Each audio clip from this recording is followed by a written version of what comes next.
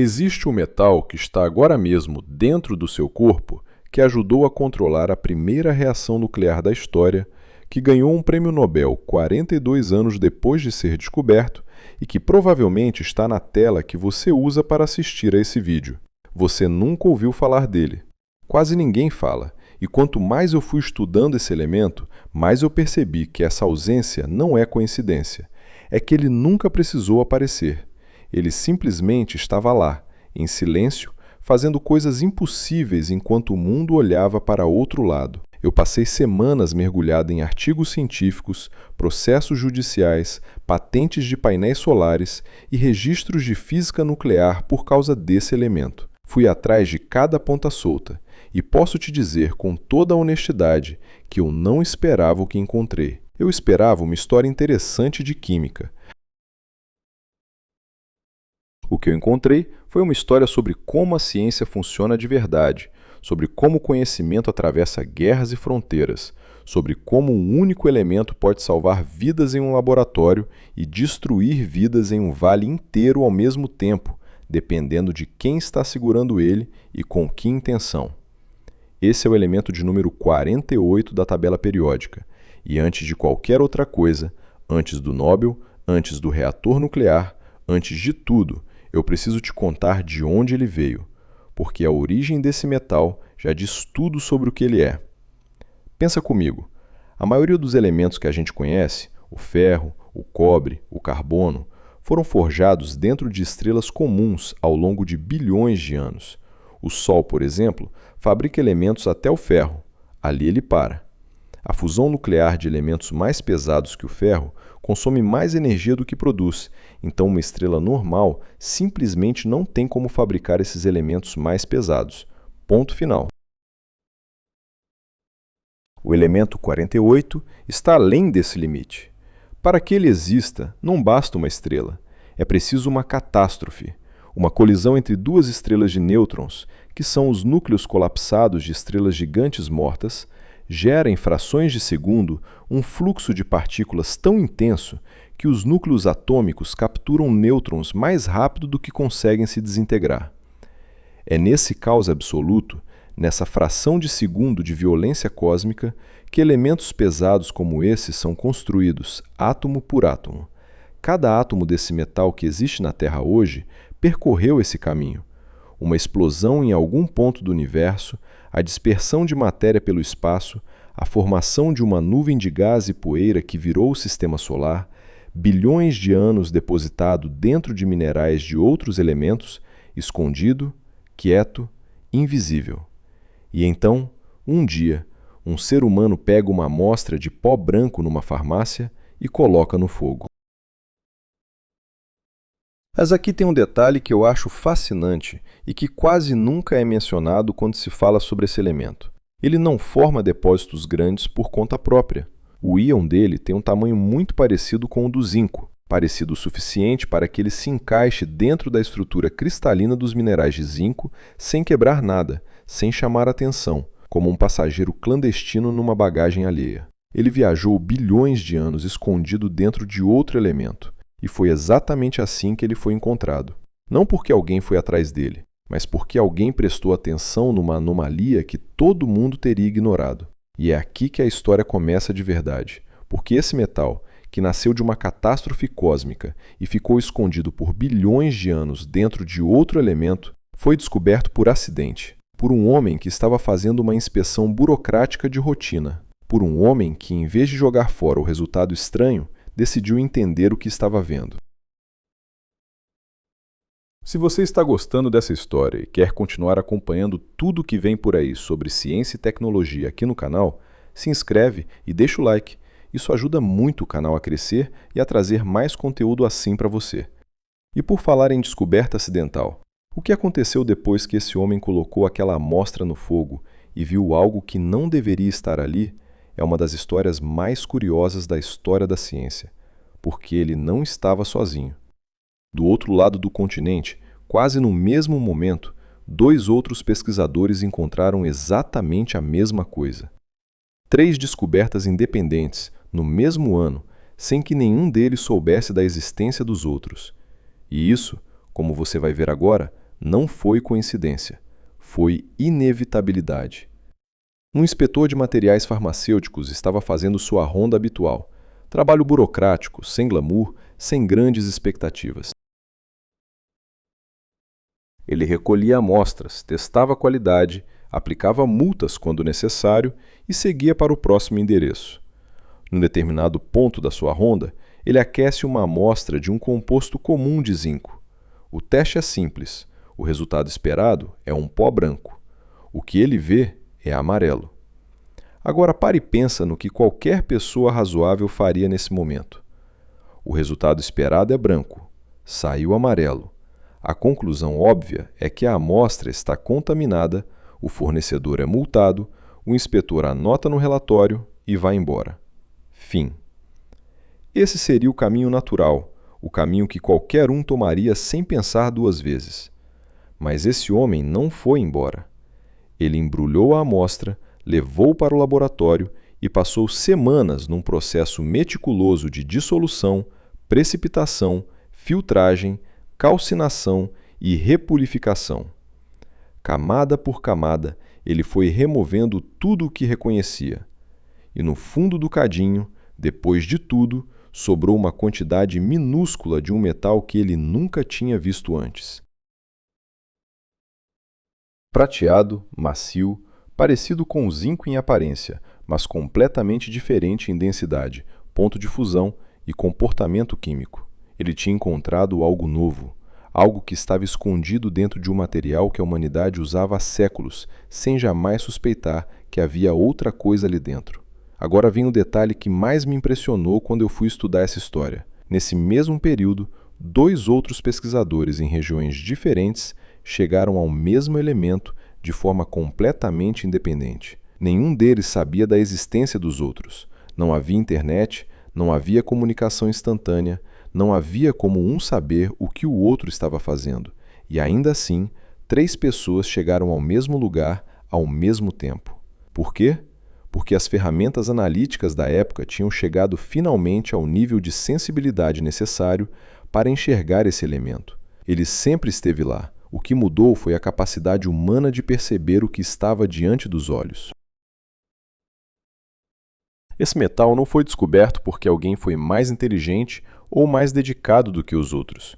Foi descoberto porque chegou o momento em que não era mais possível não vê-lo. E aqui começa a pergunta que vai atravessar toda essa história. Se ele estava escondido por tanto tempo dentro de materiais que usávamos no dia a dia, dentro de compostos farmacêuticos, dentro de minerais industriais, dentro de pigmentos e fertilizantes, o que mais ele estava fazendo nesses lugares sem que ninguém soubesse? A resposta, como você vai ver na próxima parte, é muito mais complexa do que qualquer um poderia imaginar quando aquele inspetor colocou uma amostra no fogo e viu uma cor que não deveria estar ali. Esse metal que nasceu escondido dentro de outro elemento, que foi encontrado por acidente numa inspeção de rotina, rapidamente deixou de ser apenas uma curiosidade científica. Porque quando os químicos do século XIX começaram a explorar suas propriedades, descobriram algo que os artistas do mundo inteiro iam adorar. Esse elemento produzia uma das cores mais vibrantes, mais saturadas e mais estáveis que qualquer pigmento já tinha conseguido oferecer. Um amarelo tão intenso que parecia quase irreal, um laranja que queimava como brasa, um vermelho que não desbotava nem sob o sol mais forte. E os pintores enlouqueceram com isso. Antes desse pigmento aparecer, os artistas trabalhavam com amarelos que tinham sempre algum problema. Um era bonito, mas perdia a força com o tempo. Outro era estável, mas tinha um tom sujo, apagado, que não servia para capturar a luz que eles queriam. Outro ainda era brilhante, mas reagia mal com outros materiais e mudava de cor na tela depois de alguns anos. Era um compromisso constante entre beleza e durabilidade. Você escolhia um, abria mão do outro. Esse pigmento novo parecia resolver tudo ao mesmo tempo. Era brilhante, resistia ao calor, resistia à luz, misturava bem com óleos e não reagia de forma estranha com outros pigmentos. Era o pigmento perfeito. E durante décadas, Os maiores nomes da pintura ocidental usaram ele sem hesitar. Telas que hoje valem centenas de milhões foram criadas com esse material. Flores, paisagens, interiores iluminados, céus ao entardecer, toda aquela explosão de cor quente que define a pintura do final do século XIX tem, em grande parte, esse elemento 48 lá dentro. O problema é que perfeito, na química, raramente significa eterno. Décadas depois, uma pesquisadora de química analítica começou a estudar o estado de conservação de obras-primas em museus europeus. Não era uma pesquisa alarmista, era um trabalho técnico, meticuloso, feito com equipamentos que conseguem analisar a composição de uma tela sem tocar nela, sem tirar nenhuma amostra, sem causar nenhum dano. Fluorescência de raio-x direto pela superfície da pintura.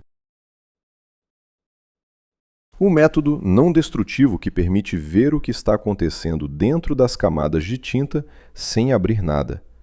O que ela encontrou foi perturbador. Essas obras estavam em museus com controle perfeito de temperatura e umidade, iluminação filtrada, ambiente monitorado, tudo o que a ciência da conservação recomenda. E ainda assim, os pigmentos derivados desse elemento estavam se transformando lentamente em compostos incolores. Não era visível a olho nu ainda.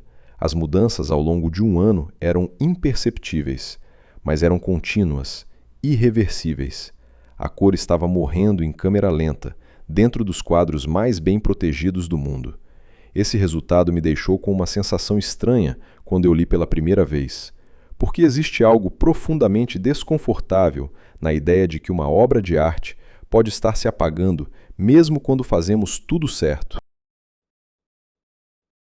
Que a degradação pode estar acontecendo exatamente dentro das condições que criamos para impedi-la. É como descobrir que a caixa que você construiu para proteger algo valioso tem um furo que você não consegue fechar. A resposta da comunidade científica foi desenvolver métodos de monitoramento ainda mais precisos e aplicá-los regularmente. Grandes museus começaram a mapear o estado dos pigmentos a cada poucos anos, registrando alterações antes que se tornassem visíveis. Não é uma solução, é uma forma de acompanhar o processo com os olhos abertos. E aqui está o detalhe que conecta essa história com tudo o que vem a seguir.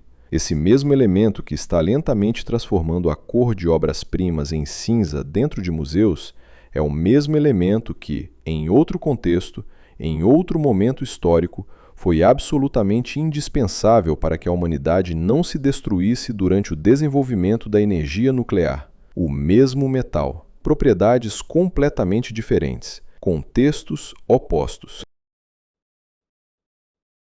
E nos dois casos, sem ele, o resultado seria irreversível. Nos quadros, a perda é lenta e silenciosa. No reator, sem esse elemento para controlar a reação, a perda teria sido instantânea e catastrófica. Como esse metal conseguiu parar algo que nenhuma outra substância conseguia controlar, é o que você vai entender agora. Imagina um grupo de cientistas tentando controlar uma força que nunca tinha sido controlada antes, numa sala improvisada, sem nenhum manual de instruções, porque o manual ainda não existia. Essa é a cena real. Um espaço abaixo de uma arquibancada esportiva, blocos empilhados à mão, urânio, grafite e, no centro de tudo, barras revestidas com esse metal que você está conhecendo agora. Nenhuma cúpula de proteção. Nenhum sistema de resfriamento moderno. Um operador com a mão sobre um mecanismo que, se acionado, interromperia tudo. Essa era a margem de segurança, a mão de um homem. O que estava sendo tentado ali era a primeira reação nuclear em cadeia controlada da história. E o elemento 48 era a única razão pela qual a palavra controlada fazia algum sentido nessa frase.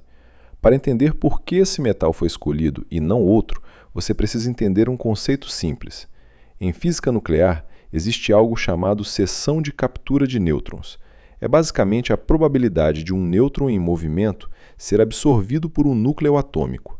Quanto maior essa probabilidade, mais eficiente o material é para parar nêutrons. Para a maioria dos elementos, esse valor é baixo, dezenas de unidades na escala que os físicos usam. Para o isótopo específico do elemento 48, com 65 núcleos no núcleo, Esse valor chega a 20.000 unidades. 20.000. É uma diferença tão absurda que esse isótopo literalmente devora nêutrons antes que eles possam causar mais fissões. Você insere as barras no núcleo do reator, os nêutrons são absorvidos, a reação desacelera e para. Você retira as barras, os nêutrons circulam livremente, a reação acelera. É um controle preciso, responsivo, confiável. E esse princípio, desenvolvido naquela sala improvisada debaixo de uma arquibancada, é o mesmo que reatores nucleares ao redor do mundo usam até hoje. Décadas de avanços tecnológicos, materiais mais sofisticados, sistemas de segurança que aqueles primeiros cientistas não poderiam nem imaginar, mas o princípio central não mudou. O elemento 48 ainda segura o átomo. O que me fascina nessa história não é a engenharia, é o timing. Porque enquanto esse metal estava sendo usado para controlar uma das forças mais poderosas que a ciência já tinha colocado nas mãos humanas, do outro lado do mundo, esse mesmo elemento estava fazendo algo completamente oposto. Estava destruindo pessoas, silenciosamente, sistematicamente, sem que ninguém no poder quisesse admitir o que estava acontecendo. E é exatamente aí que a história vira. Existe um vale fértil, cruzado por um rio que desce das montanhas até o mar. Durante séculos, as famílias que viviam nesse vale irrigavam suas plantações com a água desse rio. O solo era rico, o arroz crescia bem, a vida tinha um ritmo estável que passava de geração em geração. Ninguém tinha motivo para questionar a água. Ela sempre tinha estado lá, limpa o suficiente, boa o suficiente. Então uma mineradora instalou suas operações rio acima. A mineradora processava zinco, e como você já sabe agora, onde tem zinco, tem o elemento 48 escondido junto.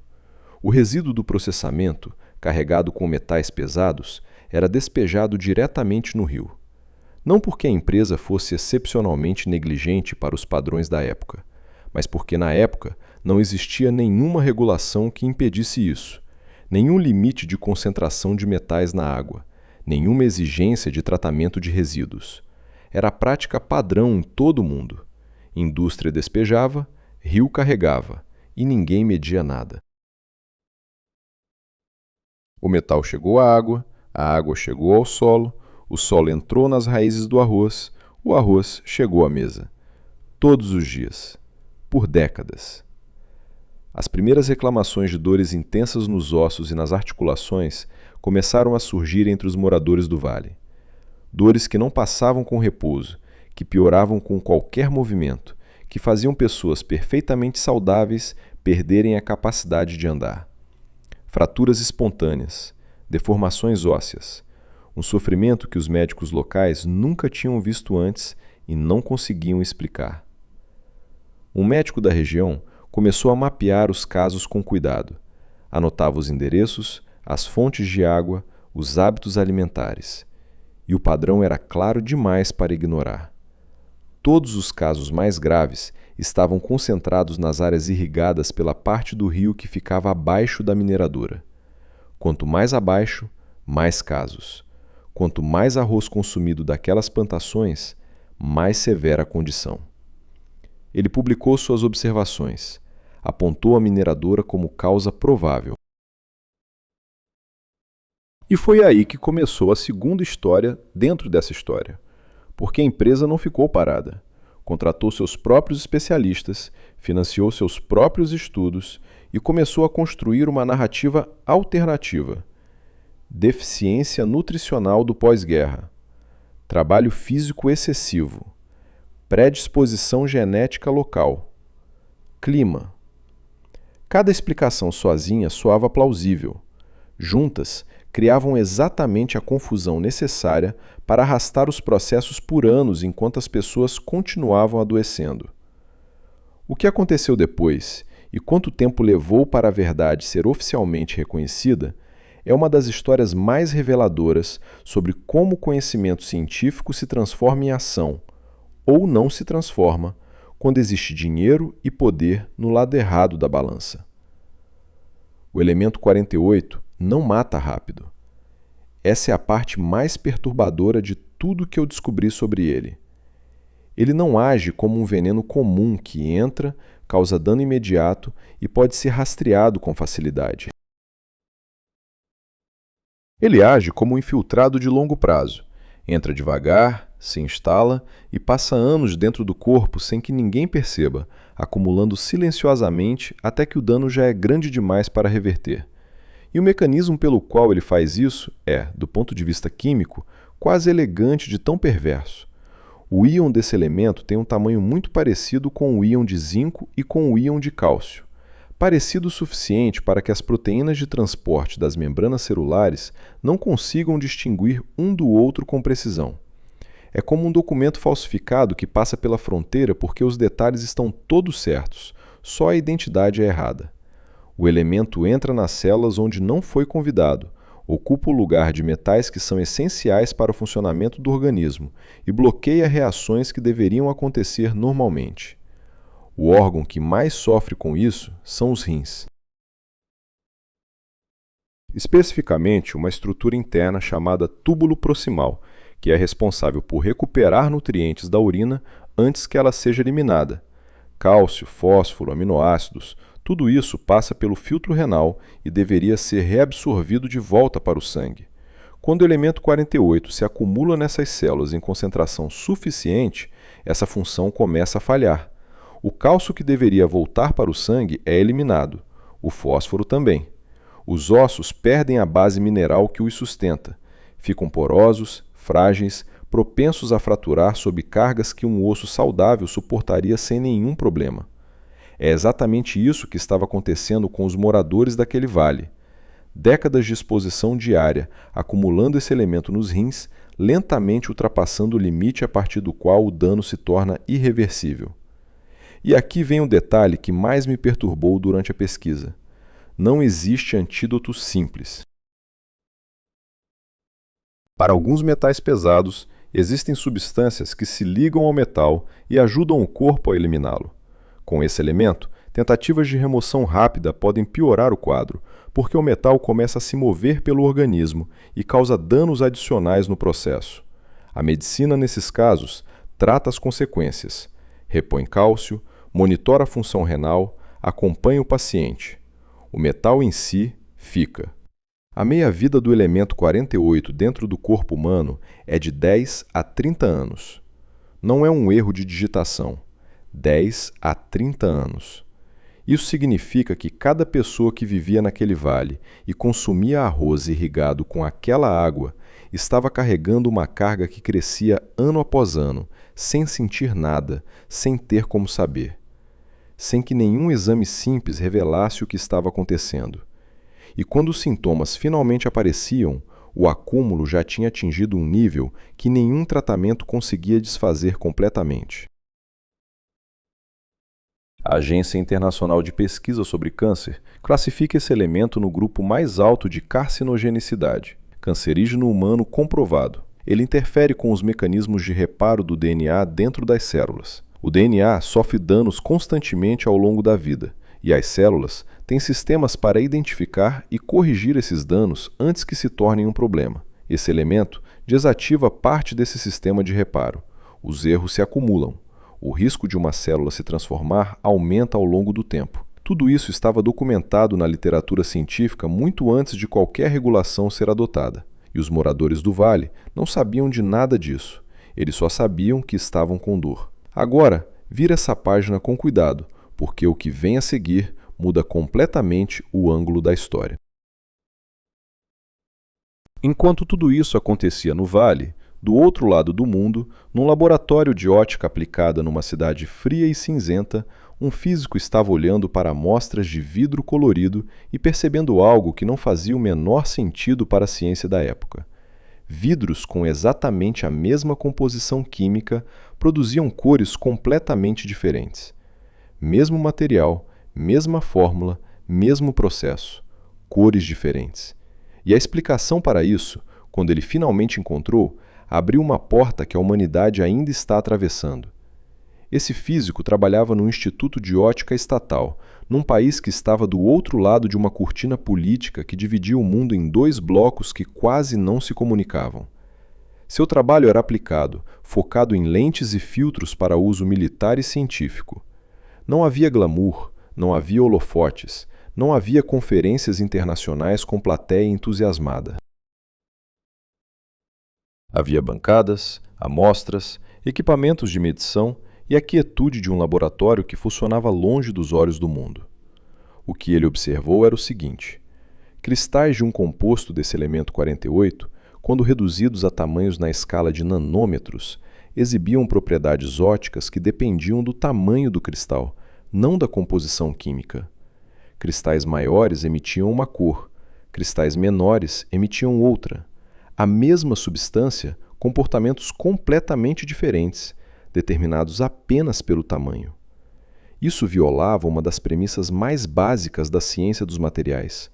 A cor de uma substância é determinada pela sua composição química e estrutura cristalina. Tamanho não entra na equação. Ouro é amarelo em qualquer tamanho. Cobre é avermelhado em qualquer forma. Isso era axiomático. Era o que todos os livros diziam. Era o que todos os professores ensinavam. E esse físico estava vendo o oposto disso acontecer na sua frente, repetidamente, com resultados reproduzíveis.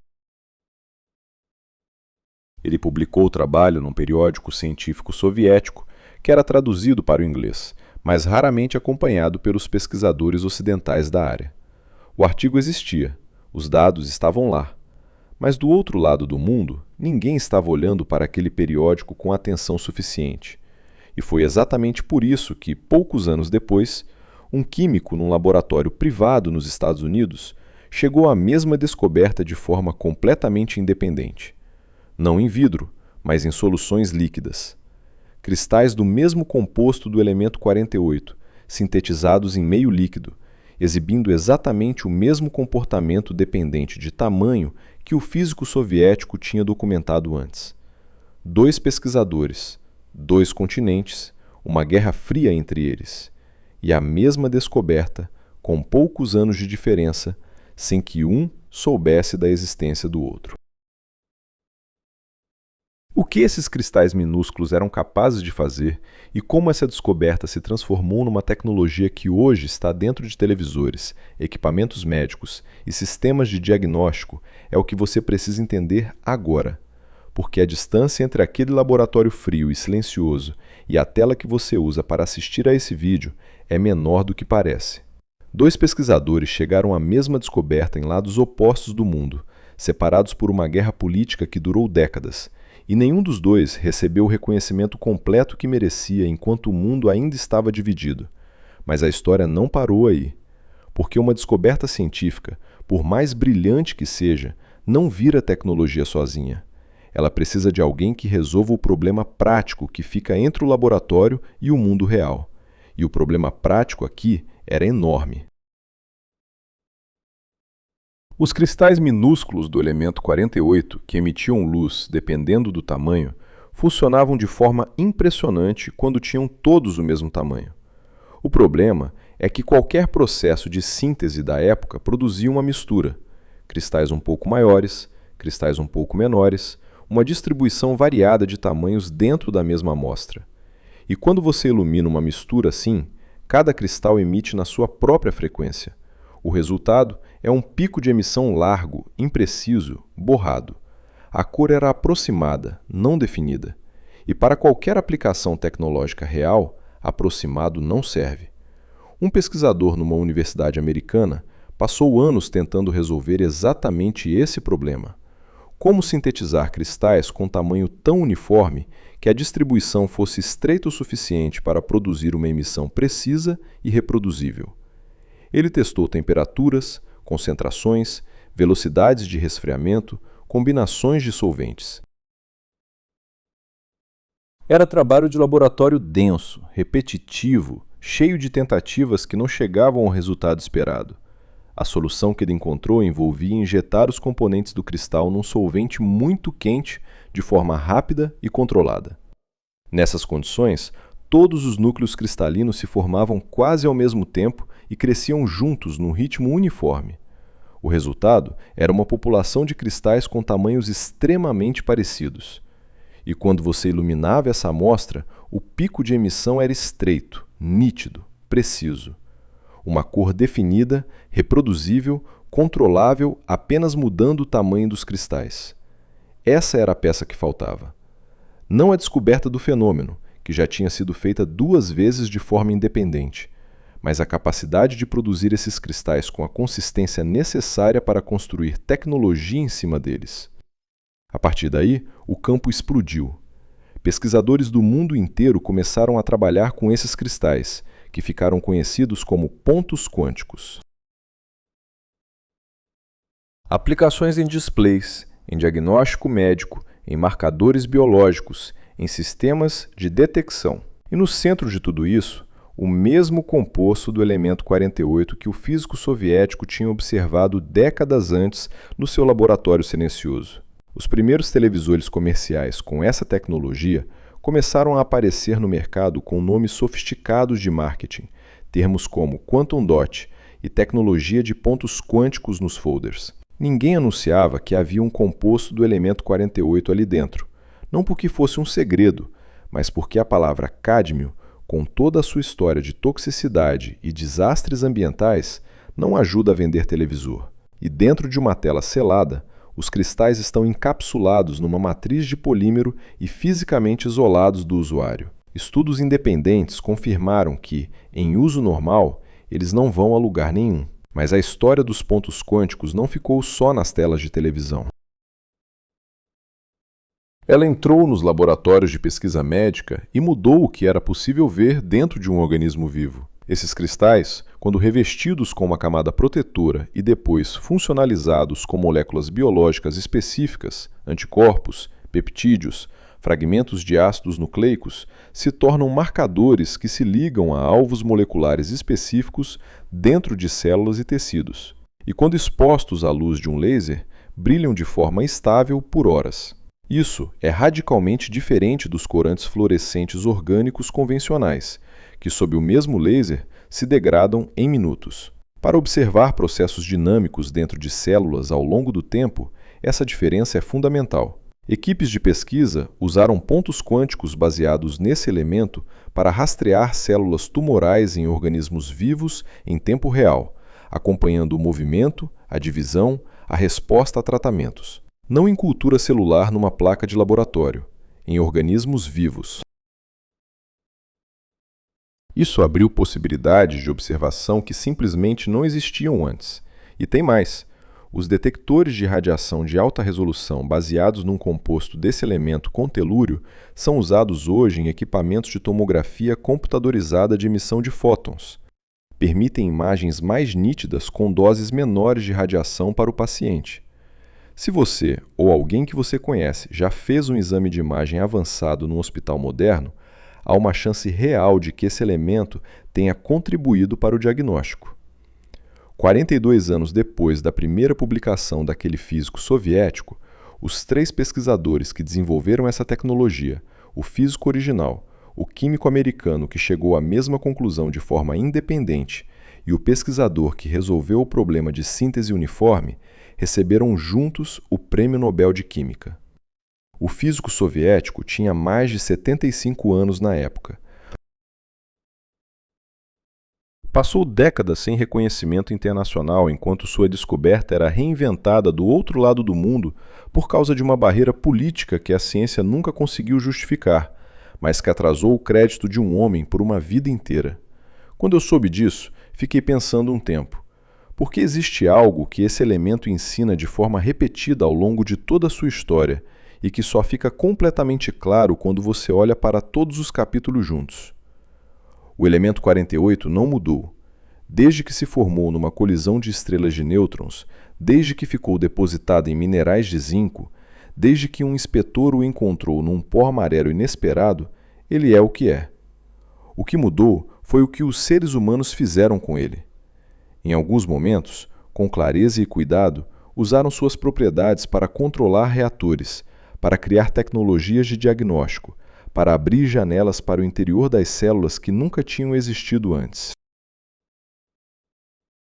Em outros momentos, com indiferença ou interesses que sobrepunham tudo mais, permitiram que ele entrasse em rios, em solos, em alimentos, em corpos, sem medir, sem avisar, sem parar, até que o custo humano se tornasse impossível de esconder. E o padrão que aparece em cada capítulo é sempre o mesmo. O conhecimento chegou antes da ação. Os dados sobre toxicidade existiam antes das regulações. Os estudos sobre acúmulo no solo existiam antes dos limites em fertilizantes.